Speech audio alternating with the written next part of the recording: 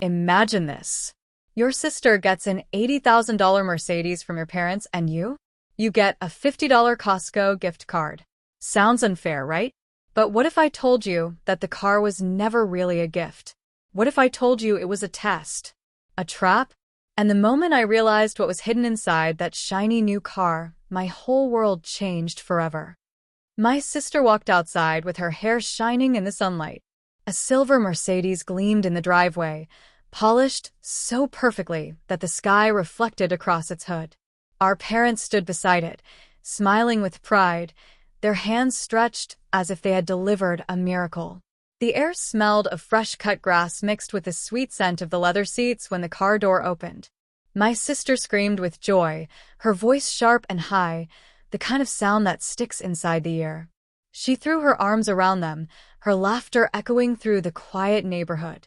I stood on the porch, gripping the wooden railing until the paint cracked beneath my fingers. My chest tightened, not from envy alone, but from something deeper, something raw. A moment later, my mother turned toward me. Her smile softened, her hand reached into her purse, and she pulled out a small, white envelope. She handed it to me as if it carried the same weight as a shining car key. I slid my finger under the flap, the paper tearing with a sound that felt too loud. Inside was a single card, red and blue letters spelling out Costco in bold print. $50. The number glared at me, almost mocking, small and flat in my palm. The crowd of neighbors who had gathered began clapping for my sister. Engines hummed in the distance, and a bird cawed sharply overhead as if adding its own cruel note. My mouth felt dry. The sun seemed hotter, pressing on the back of my neck, squeezing every ounce of air from my lungs. I forced a smile, but my teeth touched together so hard that I tasted iron. Then I heard my father's voice, calm and steady, speaking words that made my heart stop. He said the car was never truly for her. He said it was a test, a stage set to reveal who carried grace in the face of uneven fortune. His words sliced through the air, cold and exact, while my sister's laughter faltered like a flame meeting wind. My grip on the envelope tightened, the edges cutting into my skin. The neighbors leaned closer, confused smiles still frozen on their faces. My sister stared at him, her eyes wide, her nails digging into the leather wheel as if it might vanish. The silence grew thick, heavy enough to choke. Then he turned his gaze to me. His eyes were unreadable, dark as stone, and yet searching, as though waiting for me to crack. The world around me blurred, the shining car, the clapping hands, even the scorching sun. All I could feel was the trembling weight of that small card, and the unspoken truth that something larger, far more dangerous, had just begun to unfold. His gaze stayed fixed on me, and the air between us turned sharp, like the edge of broken glass. I tried to swallow, but my throat refused, as though the air itself had thickened into stone. The neighbors whispered now, their voices low, carrying questions they would never dare to ask aloud.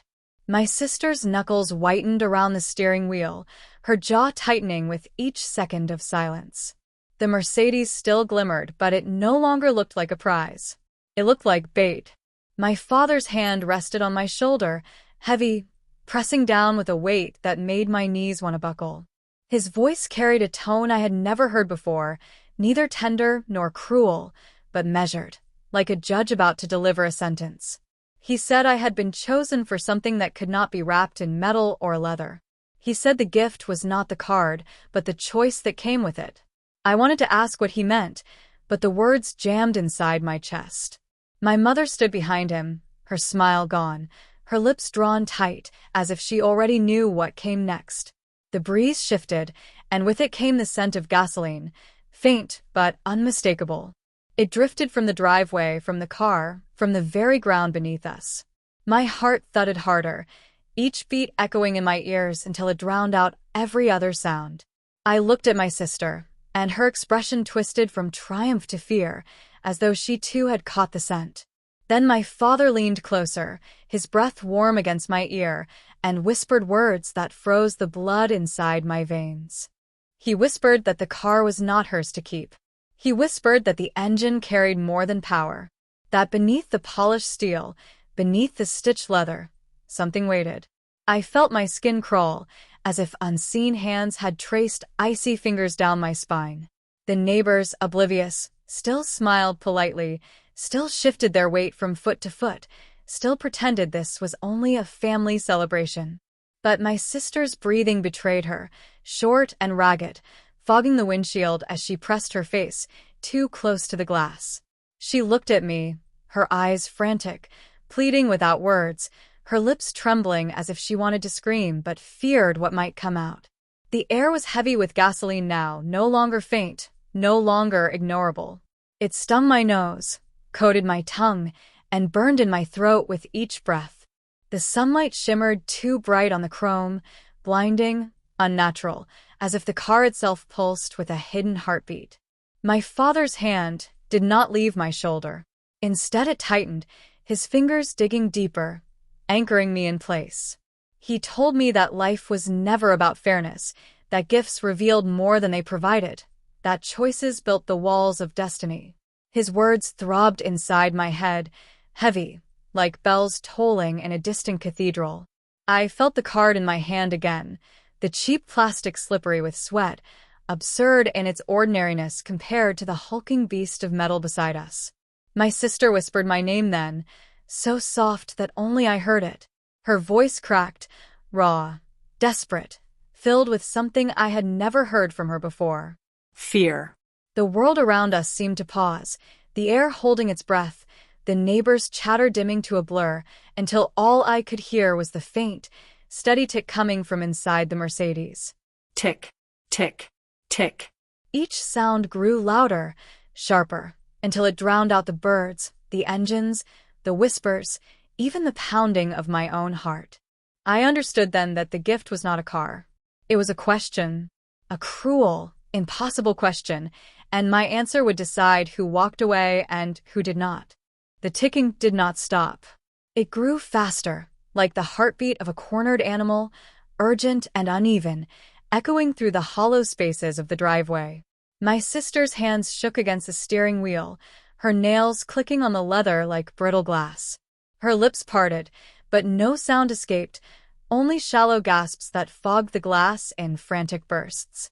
The neighbors shifted uncomfortably now, their smiles faltering, sensing something wrong but unable to name it. They looked at one another, uneasy, yet no one moved closer. No one spoke. The smell of gasoline thickened until it felt as if it coated my skin, crawling into my hair, soaking into my clothes. I wanted to move, to pull my sister from the car, but my father's grip was still there, iron on my shoulder, his presence towering, immovable. His eyes bore into me, demanding, testing, daring me to break. He said this was the moment that divided children from heirs. He said anyone could accept a gift, but only one could survive the responsibility of refusing it. His words twisted inside me, filling me with fire and ice all at once. The card in my hand felt heavier now, absurdly heavy, as though the plastic had turned into stone. I realized it was not just a card. It was a key, not to the car but to the choice. The ticking inside the Mercedes quickened again, snapping through the air, sharper than the crack of a clock tower at midnight. My sister's eyes locked onto mine, wide and shimmering with tears that refused to fall. Her lips shaped the word help. The neighbors began to back away, retreating toward their porches, their doors, their safe spaces, leaving us alone in the thick heat of that driveway. The world shrank to four figures: the trembling girl in the driver's seat, the mother silent as stone, the father with his crushing hand, and me, with a card that burned in my palm. The sunlight dimmed behind a passing cloud, and shadows stretched long and distorted across the pavement. The Mercedes gleamed still, but now its shine felt sinister, a predator baring polished teeth. The ticking reached a frantic stutter, and my father finally leaned in once more, his voice deep, steady, and merciless. He told me that only one of us was meant to leave the driveway alive, and it was time to decide who. The words slammed into me like a hammer. Alive. Only one. The air thickened until every breath scraped like sandpaper in my lungs. My mother's eyes flicked toward me then, the first movement she had made in what felt like hours. Her face was pale, drained of warmth, her lips pressed together so tight they had turned white. She knew. She had always known. My sister's knuckles rapped against the glass, weak, trembling knocks, the sound pitiful against the roar of my own heartbeat. Her tears finally spilled, streaking down her cheeks, glistening in the fractured sunlight. The ticking inside the car turned wild, a frantic drumbeat spiraling faster and faster. It no longer sounded mechanical. It sounded alive. I felt the car digging into my palm, its sharp corners biting deeper into my skin until warm beads of blood traced along my hand. My father's hand remained on my shoulder, the weight of it suffocating, commanding, as though he could force my decision with pressure alone. The neighbors were gone now. Windows had closed, doors had locked, blinds had been drawn. The street was silent, emptied of witnesses. It was only us. The Mercedes loomed, its hood reflecting the last smear of sunlight before the clouds swallowed it whole. For a heartbeat, everything dimmed, the world wrapped in gray, and the ticking became the only sound left. Tick, tick, tick. Faster, faster. I looked at my sister again, her lips quivering, her eyes wild with terror, and I felt the weight of something monstrous pressing against my chest. My father bent lower, his mouth against my ear, and whispered one final sentence. He told me the car would listen to whichever name I spoke first. My lips trembled, the name caught in my throat like a shard of glass. My sister's stare locked on mine, her pupils wide, pleading, her entire body shaking as if each tick of the unseen clock tore a piece of her away. My father's hand still pressed down on me, but now I felt the truth. His grip was not only strength. It was fear. For the first time, I saw it in his eyes, buried deep but burning through the mask of control. He did not know how this would end. The ticking reached a fever pitch, a shrill rattle that seemed to shake the driveway, the car, the sky itself. And then, silence.